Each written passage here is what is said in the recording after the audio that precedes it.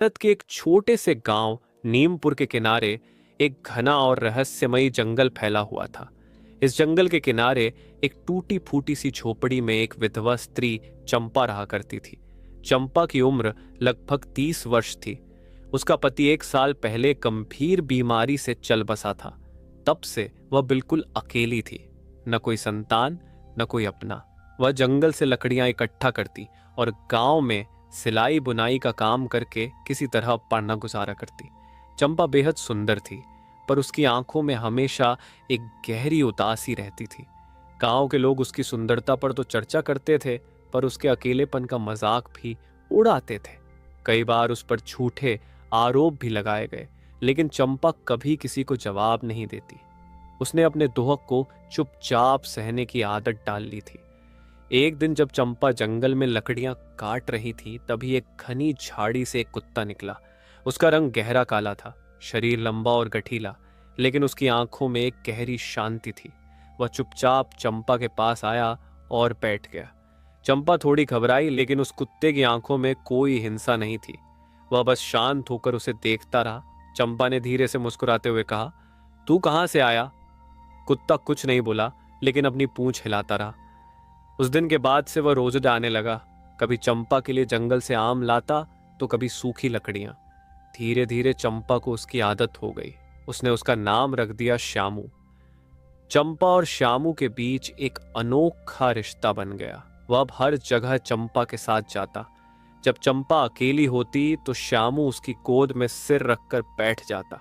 जब वह उदास होती तो वह कोई पत्ता या फूल लाकर उसके सामने रख देता, जैसे वह जानता हो कि चंपा को किस वक्त क्या चाहिए। एक रात बहुत तेज बारिश हो रही थी। झोपड़ी की छत से पानी टपक रहा था। बाहर ठंडी हवा चल रही थी। तभी झोपड़ी के दरवाजे पर खरोंचने की आवाज आई।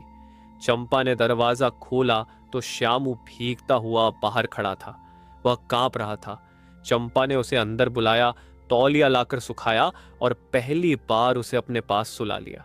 उस रात के बाद चंपा को कुछ अलग सा महसूस होने लगा। कुछ हफ्तों बाद उसकी तबीयत बिगड़ने लगी। वह दिन ब दिन थकी हुई लगने लगी।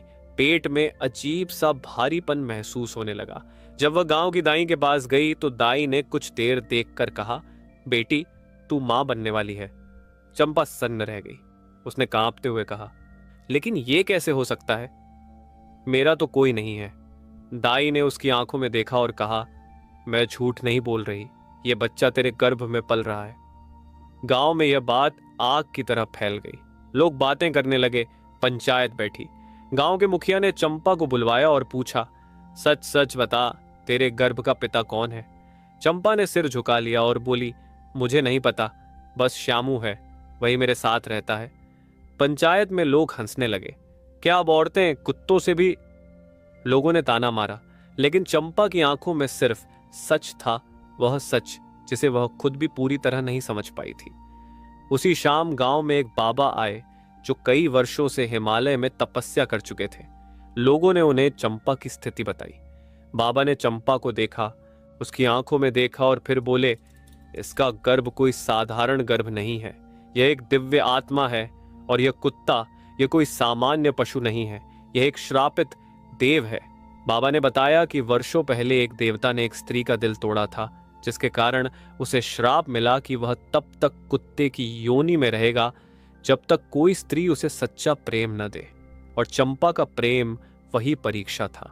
इस प्रेम ने श्राप को तोड़ दिया है, लेकिन इसके साथ एक संकट भी जुड़ा है। बाबा ने कहा, चंपा की संतान विशेष है। जन्म होते ही अंधकार की शक्तियां उसे नष्ट करने आएंगी। कुछ ही दिनों बाद गांव में अजीब घटनाएं होने लगी। खेतों में आग लगने लगी, मवेशी गायब होने लगे, बच्चे बीमार पड़ने लगे। एक रात चंपा की झोपड़ी के सामने एक काले वस्त्रों में लिपटा राक्षस खड़ा था। उसका नाम था अहंकारासुर। उसने गरजते हुए कहा, उस बालक को जन्म लेने से पहले ही खत्म करना होगा, वह मेरा विनाश करेगा। चंपा डर गई, लेकिन उसने अपने पेट पर हाथ रखते हुए कहा, मेरी संतान को छू भी नहीं सकता तू। अहंकारासुर ने त्रिशूल उठाया और झोपड़ी की ओर बढ़ा। तभी तेज गर्जना हुई और श्यामू दौड़ता हुआ आया, लेकिन इस बार वह सामान्य कुत्ता नहीं था। उसका शरीर चमक रहा था, उसकी आंखों से अग्नि निकल रही थी।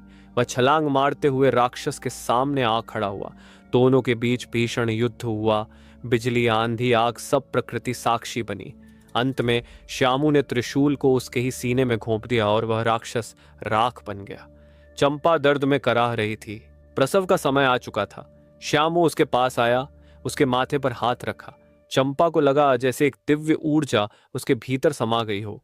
कुछ ही देर बाद चंपा ने एक पुत्र को जन्म दिया। वह बालक सोने की तरह चमकता था। उसकी आंखों में शांति थी, पर भीतर एक शक्ति जल रही थी। श्यामू ने मुस्कुराते हुए कहा, यह बालक मानव और देव के मिलन का प्रतीक है। इसका नाम ध्रुव होगा। यह सत्य और धर्म की स्थापना करेगा। चंपा की आंखों से आंसू बह निकले। उसने श्यामू की ओर देखा और कहा, तू मुझे छोड़कर मत जाना। श्यामू ने कहा, जब भी इस बच्चे को मेरी जरूरत होगी मैं लौटूंगा। मैं तेरे विश्वास का उत्तर हूं। यह कहकर वह दिव्य प्रकाश में बदल गया और आकाश की ओर उड़ गया। गांव वालों की सोच बदल चुकी थी। जो चंपा को ताने मारते थे अब उसे देवी कहने लगे। चंपा ने अपने पुत्र की परवरिश बहुत प्रेम और साहस से की। उस दिन के बाद जब भी कोई बच्चा अकेला रोता तो मां कहती, मत रो बेटा, ध्रुव की मां की तरह तू भी साहसी बन। क्योंकि चंपा और श्यामू की यह कथा सिर्फ एक प्रेम कहानी नहीं थी। यह सत्य, तपस्या और दिव्यता की जीवंत मिसाल थी, जो युगों युगों तक याद रखी जाएगी।